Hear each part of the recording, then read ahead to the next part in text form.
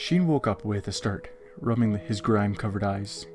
He stumbled to get off his couch as he turned to locate the faint ringing noise that had taken him out of his drunken slumber.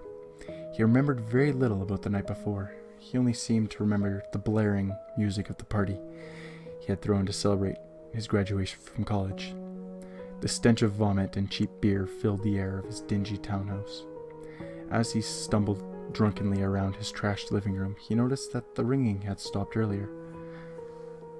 Finally, he realized the ringing had been emanating from his phone, which had been buried underneath a red Solo cup that had been filled with spiked punch the night before.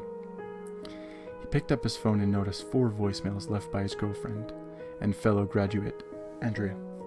He placed his phone to his ear and listened to the message. His head throbbed like it was being crushed by a vice. First, unheard message. Recited a robot voice. Hey, that was a great party Jeff threw for you, am I right? I just wanted you to know that I made it home in one piece. It seemed you had way more fun than I did last night, considering you were passed out on the couch when I left with Bree. I'm going to bed now, so call me back later tomorrow. Love you so much, Sheen. Bye! Memories of the night before had started to flood back into his mind. He vaguely remembered his girlfriend leaving around 1:15, 20 minutes before the first message. He walked over to the bathroom to grab some aspirin as the robotic voice announced the next message. Hey, Sheen. Is that you outside my house? If it is, it's not funny.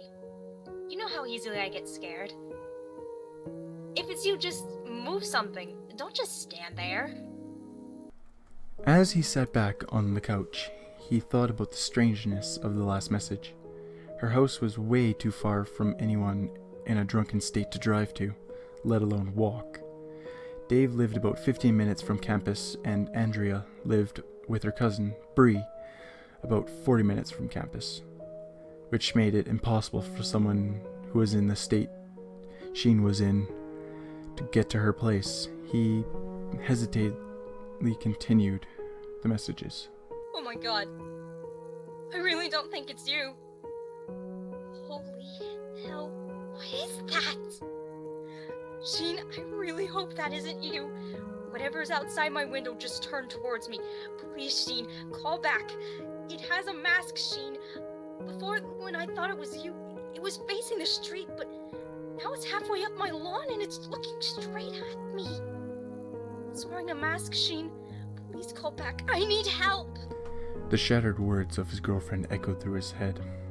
The thought of anything happening to Andrea scared him out of his mind. He realized that the next and final message was the call that had woken him up just a few moments ago. Final, unheard message. The emotionless voice announced the next phone call. Sheen, I'm in the closet and I've called the police. It's been 30 minutes since I last called, and in that time, that thing made it to the door. Damn it! It's in the house. Sheen, I can hear it in the house, and the police aren't even here yet.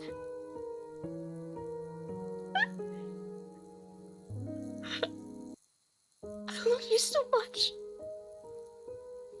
Please don't do that in case I don't make it.